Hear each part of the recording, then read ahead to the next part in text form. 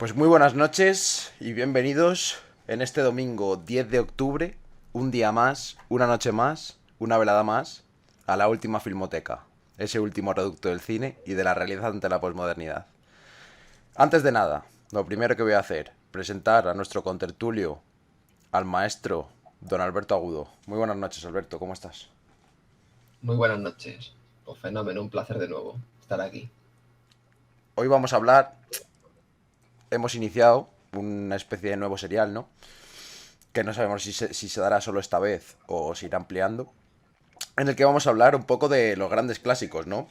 De aquellos films que han sido erigidos al final como grandes clásicos, ¿no? Como históricos pues eso, en cuanto al cine, icónicos. Al final, un poco iconoclastas incluso en ese sentido, ¿no? Como que representan bajo su nombre a toda una generación de cineastas y a toda una generación aunque sea de un modo ignorante muchas veces, a toda una generación pues eso, de maneras de hacer cine, como puede ser el cine clásico con el film que tenemos hoy. Casablanca, del año 1942, del cineasta Michael Curtis, con Humphrey Bogart y Ingrid Bergman. Vamos a hablar un poquito de este film. Vamos a hablar un poquito de este film que además tiene sus sus cositas. Si quieres empezamos, como siempre, para iniciar nuestra dialéctica habitual. Y con toda la calma del mundo, vamos iniciando la dialéctica y hablamos un poco de la sinopsis. ¿Qué te parece? Vale, si quieres empiezas tú con la sinopsis esta vez, como Vale. veas. Y así, Bueno, pues al ya, final... vamos. Sí, sí, vale, venga, va. Al final, Casablanca funciona a modo de melodrama, ¿no? Es una especie de historia romántica, ¿no? En virtud de la cual se encuadra en la Segunda Guerra Mundial, durante la ocupación de Alemania, cuando Alemania ocupa París, vaya. Y pues nuestra historia trata de un problema muy concreto que se da en aquellos emigrantes de París que quieren ir al Nuevo Mundo, a Estados Unidos, ¿no? A prosperar, ya que en Europa están en guerra. Bueno, pues nos cuenta un poco este recorrido que para tener que precisamente llegar a Estados Unidos tienen que pasar por varias ciudades, tal, hacer varios transbordos y llegar a Casablanca, donde pueden ir a Lisboa y finalmente pues llegar a Estados Unidos. Y pues precisamente toda la historia está encuadrada en Casablanca, menos alguna analepsis que se hace, etcétera. Pues se trata sobre todo el rato este tema al final de los visados, ¿no? De la complejidad de pillar visados, de la corrupción política, de la corrupción policíaca. Y en el centro tenemos a Humphrey Bogart, que es un regente de un café americano allí, que ha nacido en Estados Unidos, nuestro protagonista, ¿no? Y pues a partir de ahí se desarrolla una trama en virtud de la cual pues Humphrey Bogart revivirá, digamos, de alguna manera una historia romántica de su pasado, tortuosa, que ha atravesado toda su vida necesariamente, con Ingrid Bergman, que vendrá de la mano de un revolucionario, un libertador, digamos, de alguna manera, un resistente allí en París, que es conocido pues prácticamente mundialmente por su lucha contra los fascistas, ¿no? Y pues en estas estamos. La trama se va alambicando, se va envolviendo a sí misma, pero la premisa es esta. Es decir, no sé si quieres añadir algo, Alberto, pero más o menos ahí queda puesta la premisa. Básicamente. Si el protagonista regenta Humphrey Bogart, pues se puede elegir vamos, como protagonista, ¿no? Que bueno, como personaje, uno de los personajes centrales, vaya, regenta ese bar Rick, efectivamente, lo que has dicho. Se apuntaría, bueno, migrantes de París de muchos países. Sí. De muchos países y Claro, bueno, al final se tiene más en cuenta dicen, París bueno, porque es de donde vienen los protagonistas, pero vaya que es lo mismo. y que luchan, pues eso, contra, bueno, contra la hegemonía nacional socialista que está, pues eso, está dominando Europa en ese momento. Invadió Francia, vamos, en un mes prácticamente. La desarmó completamente, vamos. ¿No? Y ya está, no, sí que lo has dicho correcto, esa es la sinopsis. Bueno, no puedo añadir nada más a ese respecto, vaya. No, no, y bueno, tampoco vamos a contar la trama, ¿no? Pero ahí se va desarrollando lo que digamos una resolución de una historia de amor tortuosa que involucra a tres personas y que se irá desarrollando conforme a estos problemas, ¿no? A estos problemas con los visados, a estos problemas con los permisos, incluyendo los problemas políticos pues eso, los problemas de salvoconductos, de alemanes, de franceses, de solidarios de unos, de otros, de los que están en el medio precisamente, que son los que se aprovechan de la situación y miran por sí mismos, el cinismo policial, el cinismo de los negociantes, etcétera. Y estará pues eso, digamos que envuelta por todo esto. Sí, sí, justo. Vale, ahora si quieres ya pasamos a hablar del film en sí. Una vez contada un poco la historia, para que no se lo haya visto, ¿no? Pues habrá que pasar a hablar del film. Pues Sí, bueno, sí que así puedes a empezar. juicio. Sí, como siempre, de mí que ti me gusta hacer, pero vamos, puedo cambiar. Desde el punto de vista de lo que se definen los criterios que ellos mantienen, o sea, que se mantiene la crítica en público, de mí, pues una obra, vamos, celebérrima, famosísima, elegida como obra maestra, en una unanimidad de público y crítica, por lo menos de público lo que era antaño, ahora no, yo no hablo de los millennials ahora, yo hablo de, ¿no? Instaurado desde hace mucho tiempo como uno de los grandes clásicos de la historia del cine. Y bueno, vamos a ver, pues, si hay que... Es una obra significativa de todo punto, pero de ningún criterio la puedo considerar como una obra maestra, ni mucho menos. Yo ya digo el final de mi crítica, y luego ya empezamos minuciosamente, analíticamente y sintéticamente ¿no? A reunir las cuestiones pertinentes sobre el filme. Es una obra, en todo caso, sobresaliente, bastante buena, bastante correcta, pero en ningún punto es una obra maestra. Es decir, es una obra que la ha upado por el tiempo histórico en el que se concibió, por la hegemonía cultural estadounidense, el tiempo histórico en plena Segunda Guerra Mundial. Es una obra además de propaganda, que eso no interfiere, no necesariamente tiene por qué interferir en las obras de propaganda su propia calidad objetiva, véase el cine soviético, véase también el cine que se hizo en Alemania en los años 30, la tan polémica y tan bien alabada también la ley de Riefenstahl, es decir, no interfiere necesariamente, lo importante es la potencia objetiva y la idea, ¿no? Que están operando. Y aquí, bueno, aquí hace una obra, pues eso, curte una obra muy sólida, una obra brillante, o sea, muy bien compuesta, me refiero, una obra muy eficaz, pero le faltan los elementos suficientes para considerarse una obra maestra, ese es el problema. La dialéctica tortuosa ante los principios, ya desde el punto de vista de Humphrey Bogart, los principios personales, las pasiones personales, los intereses personales, esa dialéctica entre esa cuestión y lo que son las ideas objetivas, el tiempo histórico que le envuelve a uno, y cómo interfieren tus propias convicciones y tus propios intereses con la dialéctica objetiva, porque la dialéctica objetiva también está en la dialéctica de la historia, vaya, en el movimiento de la historia. Están insertas cuestiones sentimentales. Es decir, toda esta dialéctica sí está impresa en la película, está objetivada, son ideas que están construidas, conceptualizadas, pero le falta lo necesario para considerarse como una obra universal, una obra maestra, absoluta, y eso ahora hablaremos.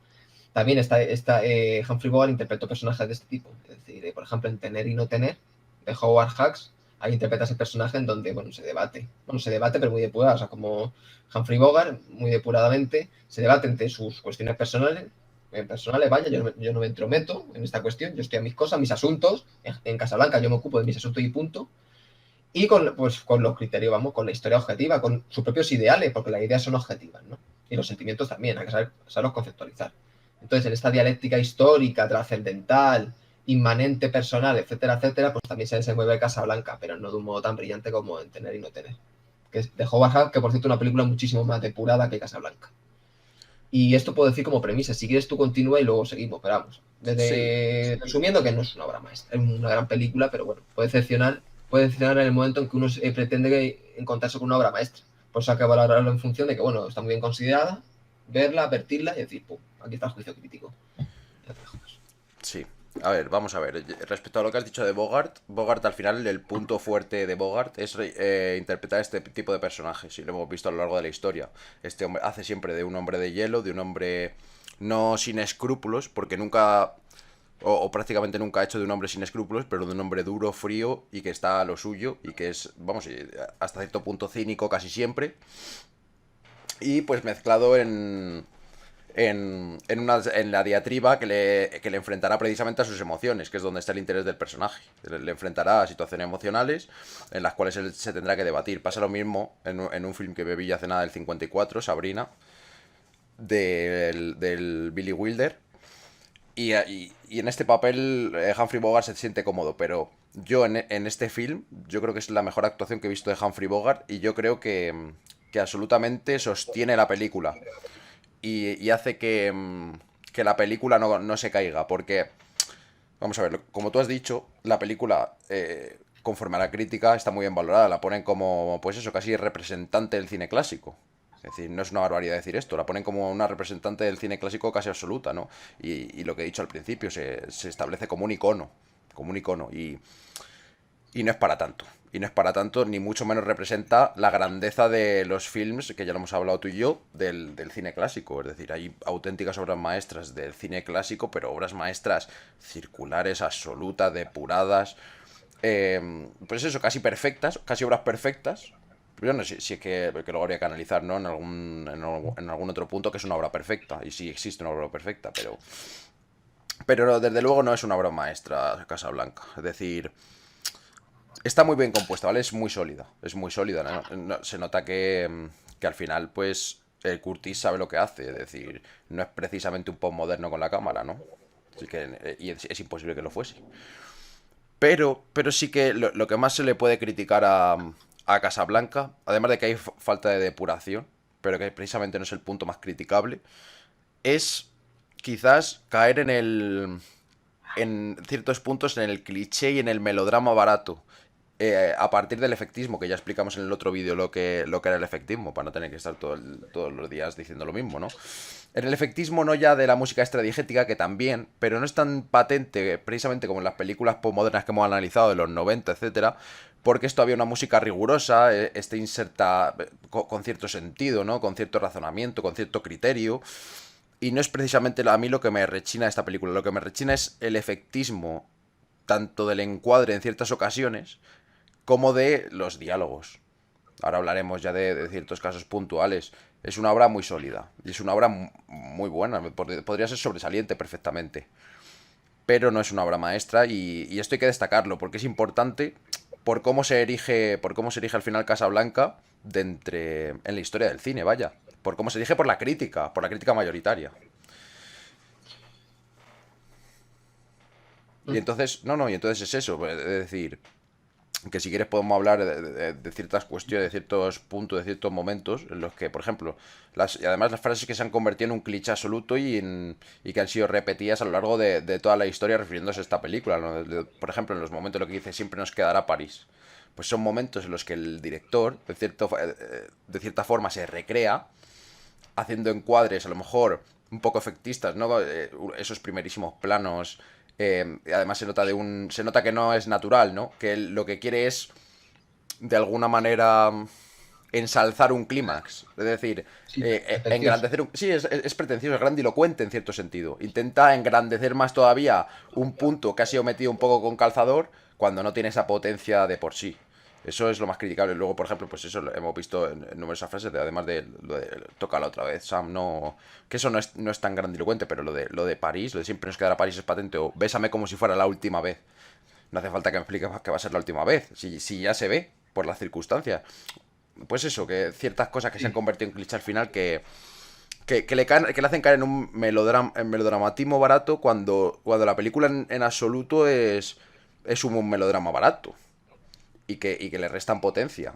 Pero vamos, que hablando de poetas clásicos y hablando de todo esto, no es una obra maestra ni es la mejor del cine clásico, ni de lejos, ni de lejos. Sí, efectivamente. A ver, vamos a ver. La eligen como el paradigma. Casablanca reúne los elementos del cine clásico que habría que definir. Lo hemos hablado mil veces, el cine clásico, porque fíjate cómo se concibió. El cine clásico al final, uf, es que un buen tema un día, ¿eh? El mito del cine clásico. Porque claro, bueno, eso habría que titularlo, pero totalmente, de mi criterio. Lo que hay a partir de los años 40, a partir de los años 30, y esto ya viene a colación, es una estandarización de la forma poética de hacer cine. Después con la llegada del cine sonoro, tenemos un principio de los años 30 brillante, un cine vivo, un cine que tiene la novedad del sonoro, las películas construidas de un modo distinto y es un cine vivo, depuradísimo, perfecto, sutil, sigue teniendo todas las elipsis, no es teatral quien era malo. Hay Hitchcock cuando dijo que hubo una especie de, ¿no? Cuando llegó el sonoro, bueno, eso habría que verlo. Es decir, el nivel de estilización que se llegó con lo que dije al final del cine, la postrimería del cine mudo, el año 28, el año clave, 27-28, vamos, el nivel de estilización y perfección poética es inalcanzable, ¿no? Y principios de los años 20 también, es que, y los años 10. Los años 10 hacían obras maestras. Por ejemplo, yo qué sé, El padre Sergio, del 18, una película rusa, la de Griffith. Raúl Wall ya estaba trabajando en los años 10, haciendo largometrajes, como... Bueno, ahora diré la película, que se me olvida, estaba pensando en una y se me olvida. Bueno, etcétera, etcétera, Regeneración, eso es, me he acordado. Bueno, entonces, ¿reúne los elementos del cine clásico? Sí. ¿Es el paradigma? No, lo reúne. Sí, sí, Pero sí. claro, hay que ver qué combinación, qué composición, y ese es el problema. A ver, la partitura, claro, la partitura la compone más Steiner, uno de los grandes compositores, pero no es una obra, digo, ¿cómo decirlo?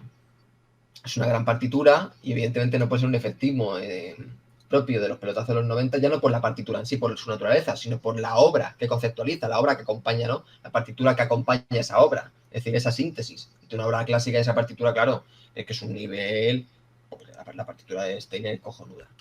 Entonces, lo que sucede, nada que ver con un pelotazo. Que aunque un pelotazo de los 90 te ponga música clásica, como Woody Allen te puede poner en Marido y Mujer al principio jazz, o no me acuerdo qué ponía al principio, o te puede poner blues. La película sigue siendo una posmodernidad infumable, ¿no? Entonces, eso quería recalcar. El cineasta Michael Curtis ya tenía oficio, o sea, tenía un oficio, o sea, desde los años 20 trabajaba.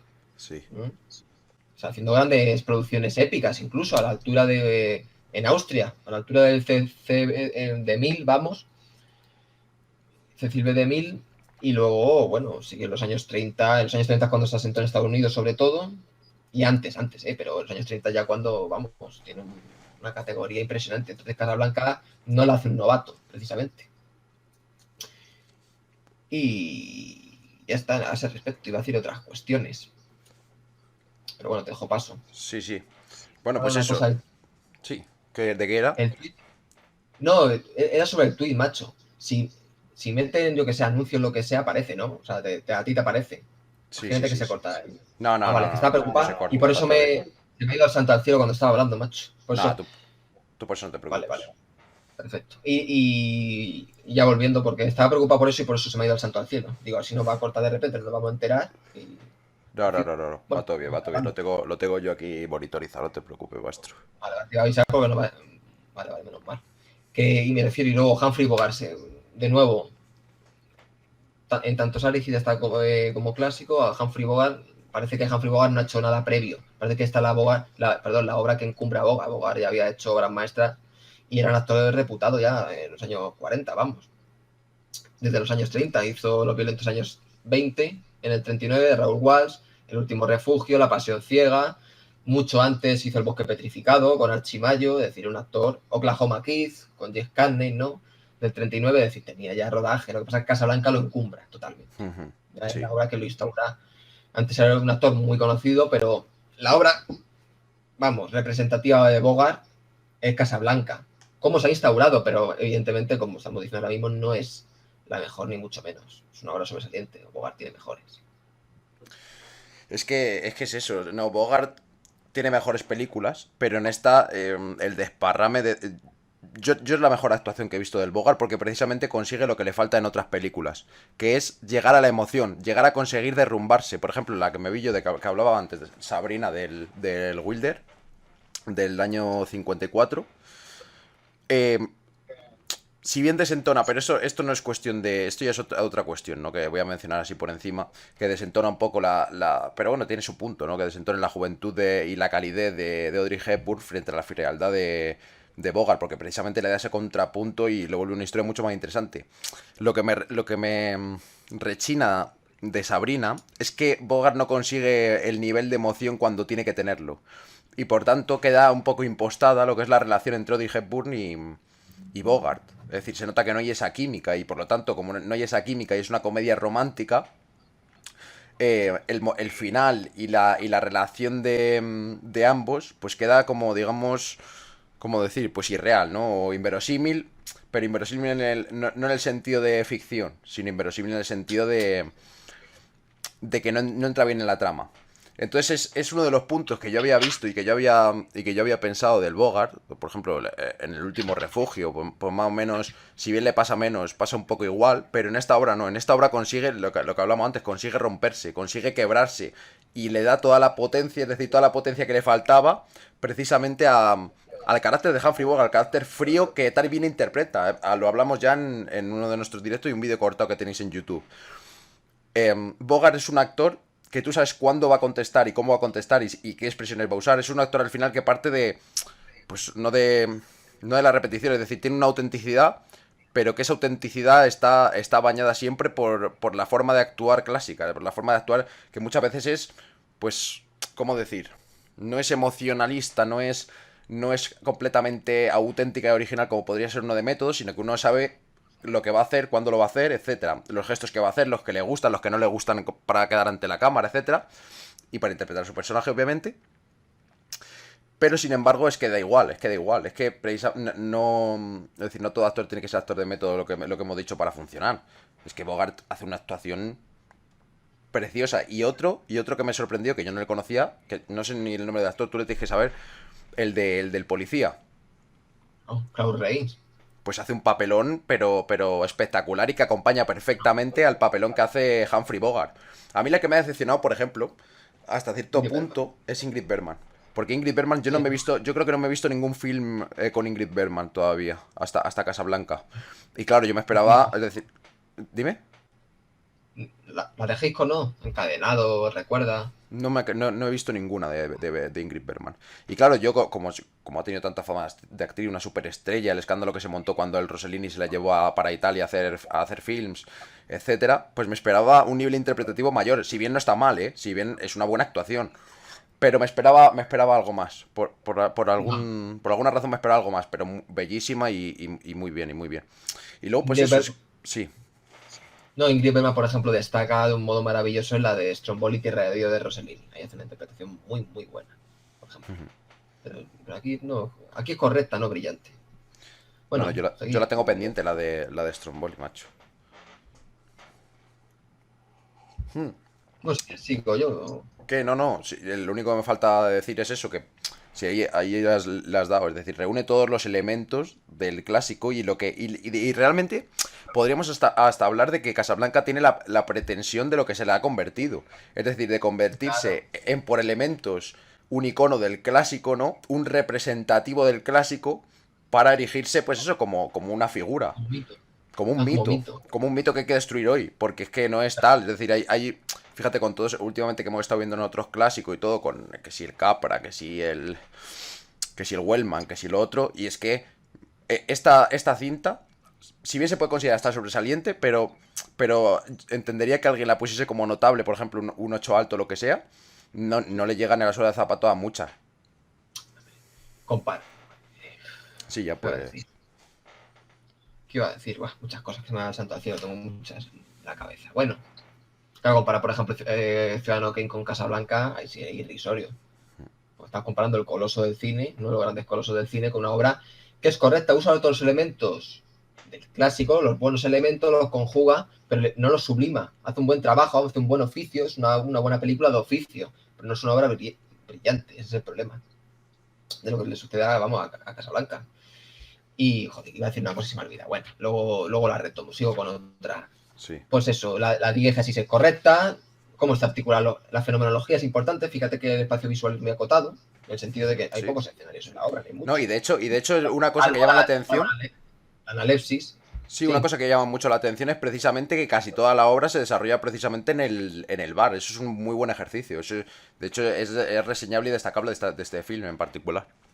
sí, ahí el espacio está acotado visualmente, hay una distensión del tiempo objetivo, el tiempo en el que la obra, más de la mitad de la obra prácticamente discurre en el bar, en las inmediaciones por lo menos, me refiero ya a Sí, habitaciones, etcétera. sí, Pero no tiene la capacidad suficiente para sublimar todos estos elementos, para constituirse como una obra maestra. Claro, una obra maestra no se consigue del día, ¿no? Del día, pues eso, de la noche al día, del día a la noche, vaya. Y es lo que le sucede a Casablanca. ¿Vas a decir algo ¿de qué? ¿no? De alguna situación o algo? ¿Has sacado a Ingrid Bergman? No, pues eso, no, Ingrid Bergman está fantástica y de hecho, fíjate, la complejidad, lo que a mí me ha gustado, por ejemplo, de este film, la trama está muy bien pensada. El conflicto es muy grande. Y además es que fíjate todas las diatribas y todas las intrigas entre las que se mueve. le hacen precisamente un film potentísimo. Es decir, que que por ejemplo, que no sepamos nunca. Es decir, por ejemplo, una cosa que consigue ocultar muy bien es que hasta que él quiere revelarlo, por ejemplo, el cineasta me refiero, es precisamente que este enamoramiento entre Bogart y entre Berman surge cuando el otro está en el campo de concentración. Y claro, uno podría haber caído antes, y lo pensé, es una cosa de un elemento de la trama, pero es una cosa que se ejercita bien porque precisamente no es evidente desde el preciso momento en el que pasa. Es decir, que cuando dicen que ha muerto 80 veces, que lo han anunciado los periódicos porque no quieren que el revolucionario tenga más repercusión de la que tiene, etcétera. Y que la Berman le dice al Bogart que su marido murió allí cuando estaban en París en la analepsis, en el flashback que tiene Bogart ahí en el bar mientras bebe whisky. Claro, uno no cae que ha sido en este intermedio, aunque a uno se le hayan presentado todos los elementos, se le hayan descubierto las cartas encima de la mesa, bueno, al final de forma procesual, pero se han mostrado, uno no se da cuenta de que este romance tortuoso, que además se da, fíjate, en el estallido, en medio de una guerra brutal, que hay una frase preciosa y muy bien inserta el diálogo cuando le dice, el mundo está en ruinas, el mundo está en guerra y en ruinas y nosotros nos enamoramos. Pues eso, uno no cae en que precisamente ese enamoramiento se da cuando está el otro en el campo de concentración. Entonces lo que hay que destacar de esto es la inteligencia del poeta también, por otra parte, para mezclar estos elementos de la trama y revelarlos cuando él quiera, dejándolo antes sutilmente sin que se note. Es decir, todo lo contrario a la sobreexplicación. En ese sentido está muy bien. Sí, sí. Efectivamente, que ya me he acordado. Leche. Que bueno, Sí. clásico, claro, bueno, de dinamitar este mito, pero claro, ya para las generaciones de los postmodernos no. Pero bueno, eso no es óbice para seguir dinamitando mitos. No decir que es una mala obra, ¿no? Hemos dicho, una obra sobresaliente, pero que no constituye, como mucho sobresaliente, pero que no constituye ninguna obra maestra, porque no es capaz de sublimar, por ejemplo. Por las necesidades poéticas del filme y dramáticas, uno tiene que hacer distensiones del cuadro, tiene que hacer elipsis, atención a detalles, sutilezas. Hay una escena en la que se derrumba Bogart, por ejemplo, no cuando se pone a llorar, hay muchas, cuando está en soledad, ¿qué le falta al cuadro? Más tiempo, déjalo. Tiene que necesariamente cambiar de plano, no, mal, ya la ha cagado. Esto es como hacer una balaustrada mal hecha. Pues te está empezando a cargar los voladizos, eso es lo que te digo. Es decir, las pretensiones dramáticas del filme tienen que ser correspondientes a su articulación poética, sintáctica, necesariamente. Es decir, si tú quieres demostrar, pues, o quieres componer una historia profunda, las significaciones son profundas y quieres conceptualizarlas como debe ser, en muchísimos casos, ¿qué le falta a la obra? Depuración en lo que tiene y depuración en lo que no tiene. Es decir, rehusar de músicas extradiegéticas, de situaciones dramáticas forzadas que le sucede a Casablanca, y hacer distensión del cuadro, elipsis, el uso de los espacios con valor dramático, que lo hay, pero tiene demasiada prisa al cineasta. Es lo que le sucede, es el pecado de Casablanca. Es decir, cuando estás en soledad del garito, le falta más tiempo, más distancias. Tranquilamente. La analepsis es correcta, sí, pero le falta más intensidad. Y es una intensidad que no puede conseguirse de un modo forzado, porque caes en el melodramatismo. Claro, si estuviésemos comparado con el cine que se hacía en los años 40, Casablanca pasa como una obra correcta, notable como mucho. Claro, comparado con lo que se hace ahora, pues dice, claro, toda la historia del cine la valora, dice, bueno, incluso sobresaliente. Claro, porque todo funciona con un parámetro. Esto es una cuestión dialéctica, lo que hemos hablado. No hay un criterio objetivo en el arte, claro, hay muchos. No dejan de ser objetivos, claro, la realidad es que es procesual, claro, y es actualista, se va actualizando, y hay que actualizarla, ¿no? Entonces, claro, comparar con todas las postmodernas, comparar con un pelotazo de los 90, yo no digo Foregan, porque eso es una puñetera basura, si mire donde se mire, pero comparado con Seven, pues parece una obra maestra absoluta, Casablanca, incuestionable, pero no lo es, claro, comparado con, ¿no? Ahí están los límites de la comparación, pero eso es lo que iba, le falta es el problema de Casablanca, es el pecado de Casablanca, porque la historia es buena, la dialéctica institucional es buena, la diégesis es correcta, es una obra con mucha intensidad y el valor dramático del cuadro y de los ángulos y de la iluminación es pertinente. Pero ¿qué le falta? Distensión suficiente para ser una obra maestra. Es una película que le faltan realmente minutos. Le faltan minutos pero bien compuestos. Sin tanta situación forzada. Lo que has dicho, las frases. Puedes decir la frase incluso. Pero claro, tienes que distanciarse. Sí, con distensión. Y incluso distanciándose la cámara de Ingrid Bergman, diciendo esa frase. En el sentido de que la cámara está conceptualizando, el encuadre está conceptualizado, está tomando lo que está diciendo Ingrid Bergman, pero no se involucra pasionalmente con el personaje. Es decir, no le da la razón a Ingrid Bergman o a Humphrey Bogart, por ejemplo, sino lo mira con más distancia. Para la pretensión que tiene el cineasta de la película, y ese es el problema de Casablanca. Entonces, ¿En qué se traduce todo esto? En una grandilocuencia, en una obra pretenciosa, en ese sentido. Claro, Sí, sí, una sí. obra bastante buena, incluso sobresaliente, pero pretenciosa. Claro. Porque pretendes demostrar algo que no tienes. Quieres convertirte en clásico. Como Ingrid Bergman. ¿Qué quería hacer Ingrid Bergman? Que Hitchcock estaba hasta las narices. Quería hacer obras maestras. De hecho, Hitchcock lo más opuesto a lo pretencioso, en 39 escalones. Porque desde el principio sabes que no pretende hacer una obra maestra. Sabes que es una obra maestra absoluta, pero al no tener ningún... Hitchcock a los años 30, a partir del hombre que sabía demasiado, con ver cómo está construida la obra, es que no tiene ningún elemento para erigirse pretenciosa. Más aún, a mucha gente le pondría de los nervios este tiene escalones. No tiene un puñetero sentido, claro, que es una obra maestra absoluta, como un perro andaluz. Son obras maestras absolutas, pero depuradas. Hay otras obras, por ejemplo, Cumbre Borrascosas, que pueden hacer un abuso de la música extradiegética, pero tienen tal potencia y tanto rigor que, bueno, se le puede perdonar y se te sigue poniendo los pelos de punta por todas las codas maestras y contrapuntos. Claro, William Wyler. Pero en Casablanca, por sus premisas argumentales, sus premisas de trama y fenomenológicas y sintácticas, es decir, está hecha desde el momento presente, hay que hacer una analepsis, todas estas premisas precisan una poética mucho más perfecta de lo que le pasa, la depuración, la abstracción. Raúl Walsh sí lo consiguió, Juntos hasta la muerte, por ejemplo. Al final, esto... A ver, que me escucho doble.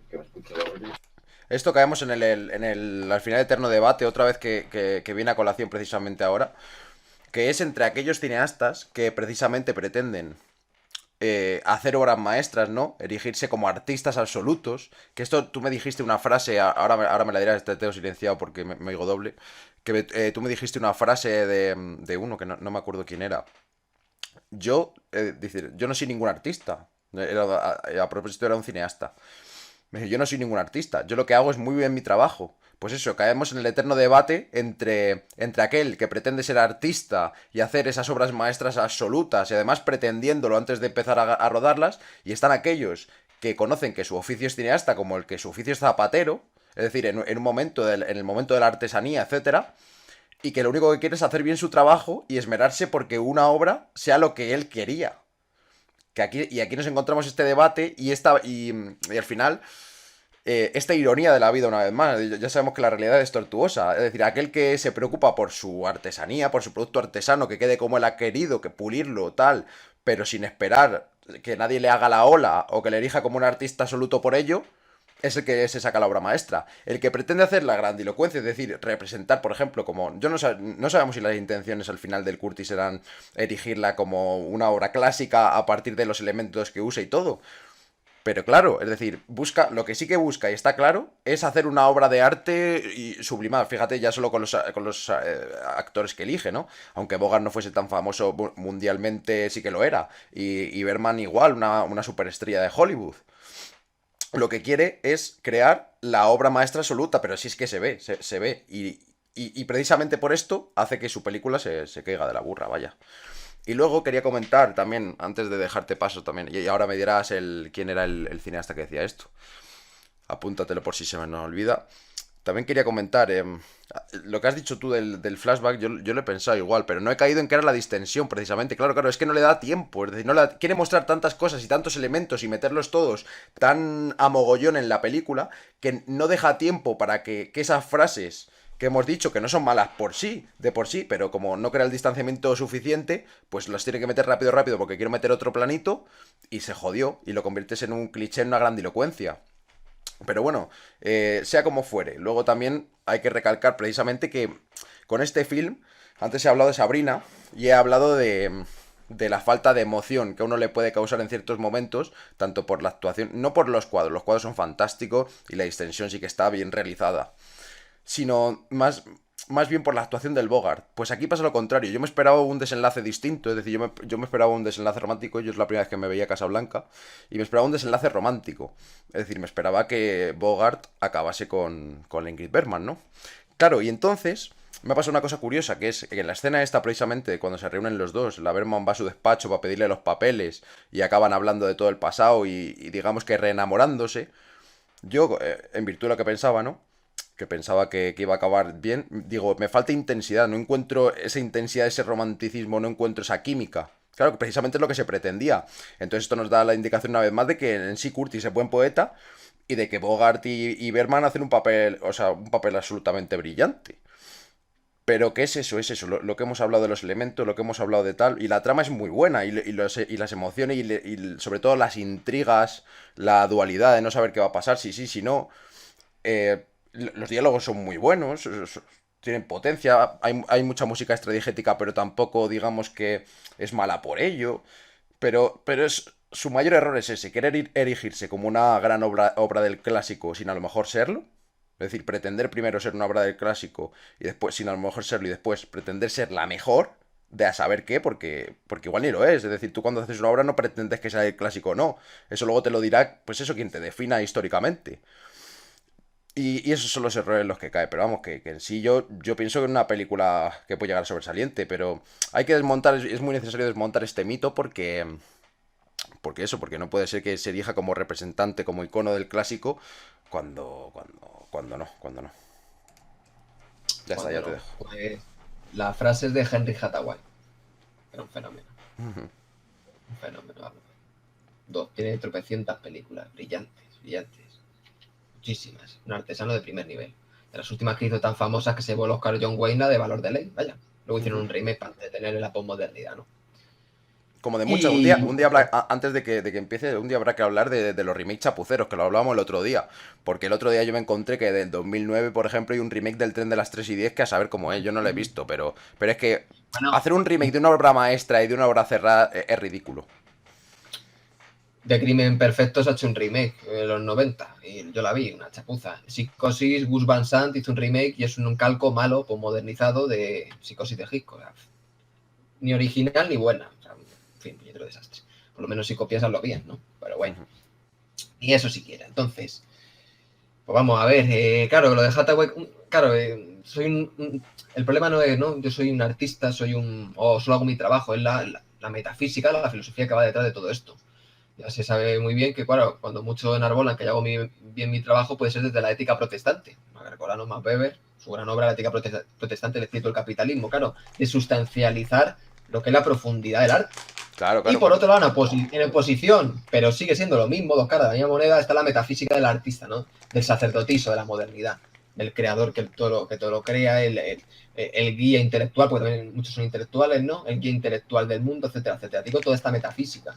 Claro, eso es lo opuesto a lo que existían en el antiguo régimen los grandes artistas. Velázquez, Goya, ya cuando la caída del antiguo régimen, pero ahí seguíamos, ¿no? Entonces, claro, hay que ver en qué mundo se empieza a enclavar toda esta ética protestante, la metafísica del arte, etcétera, etcétera, etcétera. Que eso habrá que hablarlo porque también es un tema, está impreso. Entonces, bueno, Curtis, claro, muchas cuestiones podían ser por exigencia del productor, no del mismo, claro, ya sabemos cómo se estructura el cine, el capital que se necesita, los medios, todo el rollo, ¿no?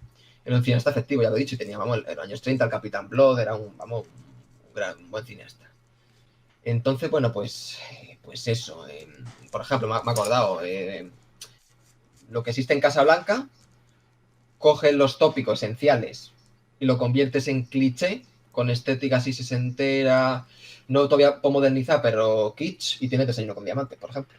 Bueno, eso es otro mito que podrían hacer los grandes pelotazos, que por cierto, son los prototipos de la posmodernidad. De esa si ¿Por quieres qué? hablamos ahora, porque es muy interesante lo que pasa con esa película.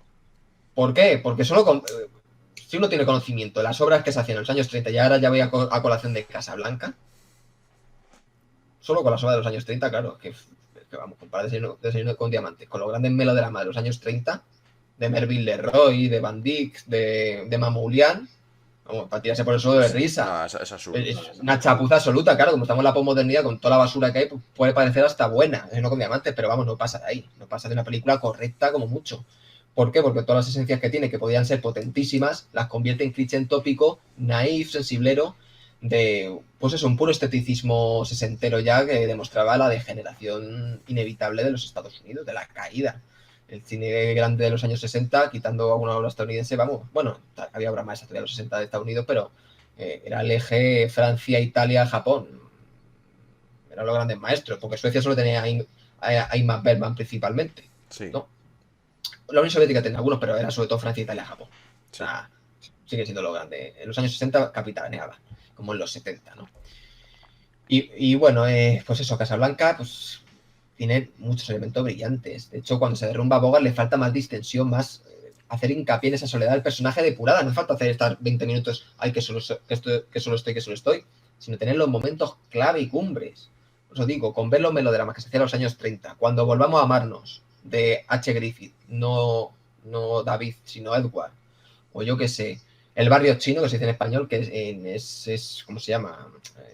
Bueno, no me acuerdo, Frisco Jenny en inglés, Frisco Jenny, de William A. Wellman, etcétera, etcétera, vamos, dejan pañales a Casablanca, es decir, bueno, el nivel, las cotas poéticas a las que llegan estas obras es inigualable, sobre todo cuando volvamos a amarnos, porque puedes hacer un telefilme, fíjate, el título lo copiarán los postmodernos para hacer un melodrama barato, y sin embargo haces una obra maestra absoluta de los años 30 sobre el desamor y la distancia, como Casablanca, la distancia temporal, etcétera, por las circunstancias, pero desde la depuración, desde el uso absoluto del encuadre, es decir, en todas las escalas, con toda su potencia, la distancia entre los personajes, todo. ¿Pero qué? Sin música extradiegética, etcétera, etcétera. La atención al detalle, la capacidad de las elipsis. En Casablanca las elipsis son correctas, pero no son brillantes. En estas películas de los años 30 estamos ante unas elipsis, pero sublimes, de primer nivel. Es decir, una elipsis en la que se te ponen los pelos de punta, cómo hilvan una secuencia con otra, cómo advertimos que pasa el tiempo, a través incluso de una metáfora, siguen arbolándose una trama depurada hasta que se va cerrando perfectamente. Es decir, es de un nivel poético inigualable. Por eso no son tan conocidas, porque no están estandarizadas, en el sentido de cuando llega lo que el viento se llevó y llega esta estandarización con la música estradigética, las situaciones forzadas, es cuando empieza a surgir sobre todo. Entonces, bueno, Casablanca es una gran obra, pero claro, comparado con los grandes honores de los 30 hasta te cabreas, porque te esperas una, ¿no? Pues, en tanto que está dirigida como gran clásico. Si me dices que es una obra que no está muy conocida, pues dices, bueno, es un peliculón, es una obra bastante considerable, pero bueno, por favor, obra maestra de aquí. Porque la hizo Estados Unidos. Si se hubiera hecho en Alemania en el mismo año, ya te digo yo que vamos. No, pero ni obra no es maestra ni nada, claro. Nadie la conocería, o en Italia. Eso es. Bueno, incluso en Francia, vamos. En Francia, Jean Grémillon, por ejemplo, que hizo obrones en los 30, tampoco nadie los conoce. O en Japón, muy poco, ya su Ozo, pero no se conoce. Entonces, bueno, es eso. Al final, tenemos una obra sobresaliente, pero no una obra maestra absoluta. Digo sobresaliente como mucho. No, sí, y luego además sobresaliente teniendo en cuenta que eso, lo que yo he dicho al principio, que a mí me parece, y tengo la sensación absoluta de que el Bogart, además de la estética y todo, el Bogart es el que mantiene sobre los hombros el film. Sin Bogart no sería sobresaliente, pero seguro, es decir, la mejor interpretación de Bogart que yo haya visto. Y luego, bueno, a raíz de esto también hay que comentar que tampoco cae excesivamente en maniqueísmos políticos ni nada, es decir, nos muestra precisamente cómo, de hecho, es al contrario pues, digamos, de lo que se suele pensar en general, es decir, la gente Fíjate, es un país que está bajo una ocupación alemana, ¿no? O sea, es un país que pertenece a Francia, ¿no? Colonia francesa, lo que sea. Y sin embargo ahí, fíjate el conflicto de intereses, es decir, que trabaja para los franceses, es decir, que es el policía, el comisario de la ciudad, vamos, como queramos decirlo, el sheriff, ¿no? Si fuera Estados Unidos, el comisario. Pues trabaja para los franceses y sin embargo, fíjate, se aprovecha de todo lo que puede de la llegada políticamente, y pragmático políticamente, de la llegada de los alemanes, se aprovecha de ellos, luego cuando quiere los traiciona. Es decir, que en estas situaciones de guerra lo que más suele pasar es precisamente esto, ¿no? Que las personas que están jodidas, porque siempre se joden los mismos, los pobres y a los que mandan a batallar, miren por su interés y miren cínicamente por su interés. Fíjate todos cómo luchan por estos visados de la manera que sea. Cómo nos muestra al final, esto es brillante, cómo nos muestra hasta qué punto en la escena esta en la que vamos, se muestra que el policía se encama con las mujeres a cambio de los pasaportes. O sea, a cambio de los visados, del permiso para viajar a Lisboa. O sea que está lejos de maniqueísmo, es decir, nos muestra cómo el ser humano llegó a ese punto de urgencia, a ese punto digamos, de desesperación, pues mira por su interés y es capaz de hacer cualquier cosa. Es decir, en ese sentido no es una película que se pueda criticar tampoco por el punto de vista estatalista ni por maniqueísmos políticos ni nada. Y entonces eso es brillante, brillante. Porque es fácil caer en ellos. Y luego también iba a comentar acerca de lo que tú has dicho. Una escena muy particular en la que se muestra esta falta de distensión, como tú has dicho, es cuando está en el bar, se queda solo, le cierra para él solo y empieza a beber, pese a que al principio parece que no bebe, ¿no? Y empieza a caer en esa espiral autodestructiva de empezar a beber todas las noches y eso. y que está con el Sam, con lo de la canción, eso si le da un poco más de distensión, sería una escena potentísima, tiene los elementos para serlo, tiene todo, tiene la madera para serlo, pero es lo que tú dices, tiene demasiado ansia por ir cambiando de Por plano todo el forzarlo. rato. ¿Eh? Es que es eso. Por forzarlo. El problema es forzar una sublimación que tiene que llegar a su tiempo. Todo tiene que llegar a su tiempo. Es el arte, la paciencia que hay que tener con una obra artística. Sí, y No puedes decir, luego, venga, lo quiero ya, hacerlo ya. No, no, es un arte que se va labrando poco a poco y no puedes forzar las situaciones.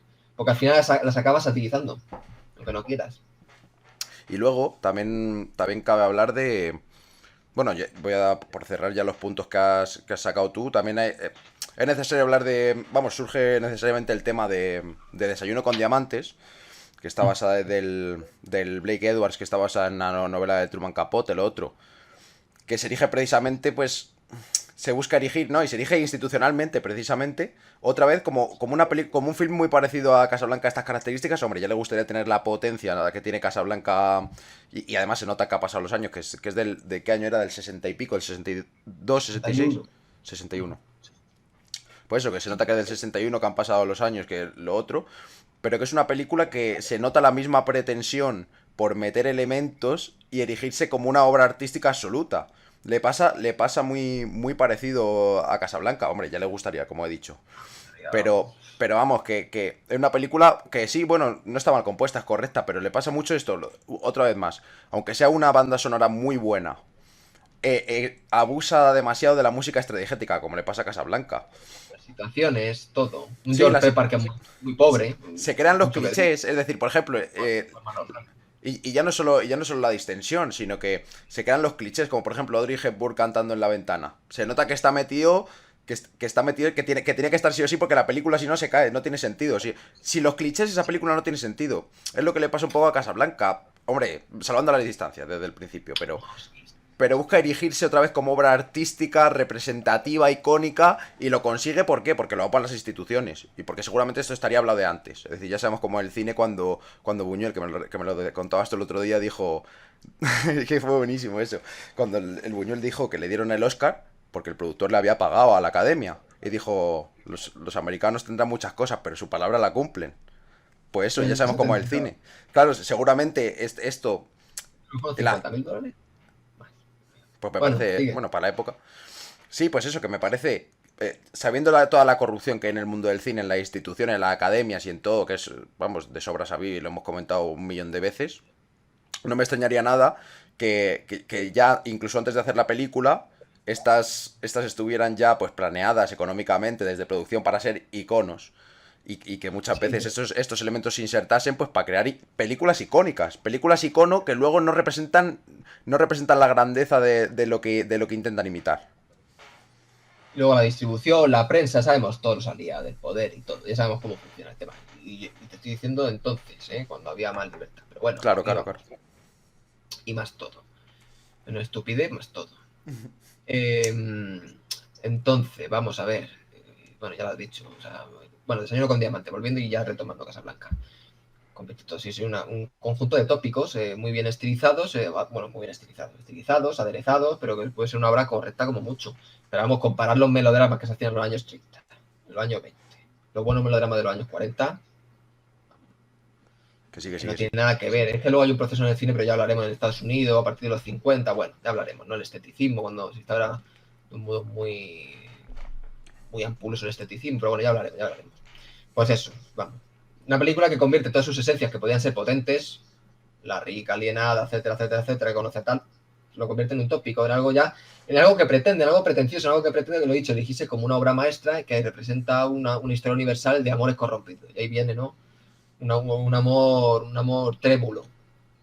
Claro, y ahí ya volvemos al discurso de nuevo, es puro discurso, porque la cuestión no es los fenómenos, sino su conceptualización poética. Y bueno, es bastante correcta, como mucho correcta, pero Con nada mucho correcto, más. sí, sí. Interesante. No, y... La Blake cuando son cineastas oscuros agua, vaya. Entonces, pues eso es lo que le sucede. Ah, por cierto, la obra maestra que he dicho en los años 30, Barrio Chino, por ejemplo, 1 hora y 10. La de cuando volvamos a mano, 1 hora y 26. Es decir, encima depurada física, a nivel de duración física, esa cojona. O sea, bueno, mejor ah, imposible. Y un no, pelotazo a los 90. al final uno llega a la conclusión, después de ver cine y de irse curtiendo y de todo, de que precisamente las obras maestras no son precisamente las que duran mucho, sino las que consiguen condensar toda una trama en el menor tiempo posible, y no solo en el menor tiempo posible, sino en el menor tiempo posible que permita la construcción poética. Es decir, cuando uno consigue, digamos, depurar, ya hemos hablado muchas veces de la depuración, bueno, tendremos que definir también la depuración. ¿no? Pero, sí, Sí, sí, sí, sí, si quieres están muchas aclararlo. escalas.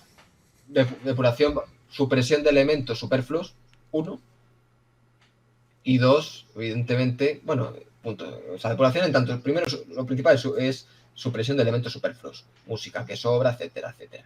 ¿Vale? Situaciones forzadas, etcétera. Y otro punto de la depuración no significa cortar, quitar cosas. También en otro sentido, en un sentido que es opuesto. Añadir los elementos suficientes. Claro, más que depuración es aquilatar, es una especie de aquilatación, de correspondencia poética, vaya. Es decir, si una obra maestra precisa 1 hora y media, precisa 1 hora y media. Ni 1 hora y 10, ni 1 hora 50. No metas nada superfluo, no quite, no restes potencia, porque todas las secuencias no valen lo mismo, hay secuencias clave que se apoyan en otras que están en dialéctica, no son todas iguales, no son secuencia 1, secuencia 2, no, que hay una que es clave y apoya a la otra, da significación a la otra o la cierra, es decir, de ahí la arquitectura del cine, por eso la metáfora arquitectónica la más potente, unos elementos que sostienen a otros, hay espacios, al haber huecos, hay distensiones del cuadro, distensiones de las secuencias, los gestos, si hay un diálogo que lo puedes expresar con imágenes, no digas nada, es decir, en vez de te quiero, te amo, pues, 2 besos, es un decir, ¿no? 2 besos, punto. Déjate, no adorne, porque sobra completamente. Luego, pues os digo, depuración en correspondencia. Si haces una obra, la vanguardia soviética, Octubre es una obra maestra absoluta, claro, por sus pretensiones poéticas. No puedes decir, no, es que Octubre solo tiene que haber 2 planos secuencias depurados al modo de Gertrude de Dreyer, vaya, de Castro Dreyer, su última obra, que es depuradísima. Hay, ¿cuántos planos? 9, no me acuerdo cuántos planos hay. No sé cuántos, poquísimos. Pero no, son 2 obras maestras con poéticas distintas, pero hay que ser consecuente con la poética que está articulando. Si tienen la historia que tiene en Casablanca, que hace una obra bastante notable, ¿no? Lo hace bastante notable el cineasta, o incluso sobresaliente muy bajo, vaya. Yo, suprime música esta diegética, lo que te he dicho, las situaciones no las fuerces, haz que haya una distensión superior. Si ves que hay alguna escena irrelevante por esa distensión que has creado previamente, no la metas. Toda esta pericia, y No eso lo tengas, consiguen. claro, no tengas ansia por meter planos donde no hacen falta, por multiplicar planos para enseñar más algo que ya está visto. Eso le pasa mucho. Y ya haciendo un regreso, o sea, otras cuestiones. Una obra maestra absoluta frente a un bodrio. El enemigo público de William Wellman frente a uno nuestro de Martin Scorsese. William Wellman hace una obra maestra absoluta, el uso más perfecto del medio expresivo que se puede hacer para la potencia que está narrando, además para la potencia que está narrando, en 1 hora y 10 lo compone. Y además hace un recorrido histórico. Cojo Sí, sí, también, sí. por eso cojo esta dos, porque hace un recorrido histórico en la vida. Frente a otro que se tira 2 horas y pico para no contar nada, para hacer un videoclip guarro al final, un videoclip kitsch, con un material buenísimo, porque tiene momentos que son muy pertinentes, pero hace una obra infantiloide, se satiriza a sí Adolescente. misma la obra, se constituye como una pared de sí misma. Hace una obra kitsch, hace una obra videoclipera. Además, le gustaba el videoclip, como dije al Scorsese, bien que dirigió Bad de Michael Jackson, que luego no tiene nada que ver, pues no, dice que tenga puro económico, pero no. En fin, por eso el iniciador de los pelotazos de los 90, uno de los nuestros. Ahí está la depuración y la perfección. Claro, depuración no significa reducir el movimiento externo del cuadro interno, no. Usarlo acorde a tus pretensiones. Es decir, si vas a hacer movimiento retórico de cámara para entretener, no lo hagas. Si te quedas estático y cutre, en vez de mover la cámara para progresar dramáticamente, hazlo. Es decir, todo correspondiente. Llegar a un puzzle es difícil de hacer y de Y, lo, componer. y luego también hay un detalle aquí que se puede hablar en dialéctica también. Sí, De esto que hacen algunos cineastas, como hemos hablado que podría ser el caso de Casablanca o podría ser el caso de Desayuno con Diamantes, en las que se sí. inserta una estrella de una calidad apabullante, como podría ser Audrey Hepburn o Humphrey Bogart Sí. y Ingrid Bergman, para que sujeten una película que se cae. Es que esto es horrible. Es decir, esto lo que hace al actor, no solo pone un compromiso al actor, sino que encima le reduce el potencial que podría tener. Es decir, su potencial máximo se ve reducido. Digamos que incluso le perjudica en cierto sentido. Es decir, más allá de que le ensalce o le perjudique a nivel económico o a nivel de fama, no estamos hablando de eso, estamos hablando de nivel artístico. Y luego se puede ver esto en dialéctica con las obras maestras que además encima tienen a una estrella de forma que el cineasta y la obra maestra se complementan perfectamente con este actor como podría pasar en esta que tenéis detrás, en el último tango. Es decir, es que la oposición absoluta. En esta, por ejemplo, en Desayuno con Diamantes, te cuelo a Audrey Hepburn para que me sujete la película, porque si no Audrey Hepburn no tendría ningún interés, porque el encanto, la calidez, una vez más, el desparpajo de Audrey Hepburn es apabullante y la historia es más bien floja y desaprovechada. Es decir, la historia por sí misma podría tener interés, pero se expresa de una manera tan floja y tan abuela pluma que pierde todo el interés. La película te la quedas viendo por Audrey Hepburn y luego el otro actor que tampoco lo hace mal. Pero vamos, que sin ellos es que habría una película que ni siquiera se conocería. Y probablemente lo mismo pasaría con esta. Si no llega a ser estadounidense, es decir, el Casablanca no llega a ser estadounidense, ni llega a estar el Bogart, ni la Ingrid Bergman, no sabríamos nada. No, es que no sabríamos nada. Frente a, Y por no, ejemplo, lo que suele pasar en estas películas en las que hace una obra maestra absoluta, sin ninguna pretensión de nada y además en muchos casos con una originalidad apabullante, como hace Bernardo Bertolucci en El último tango con Marlon Brando, dice, insertas a un actor, además que le das la potestad para hacer lo que quiera porque le respetas y aprecias su maestría y vamos, haces una mezcla, un conjunto, una sinfonía apabullante, o como podría pasar, por ejemplo, pues eso, en Hamlet con Laurence Olivier, macho, que es que acojonante.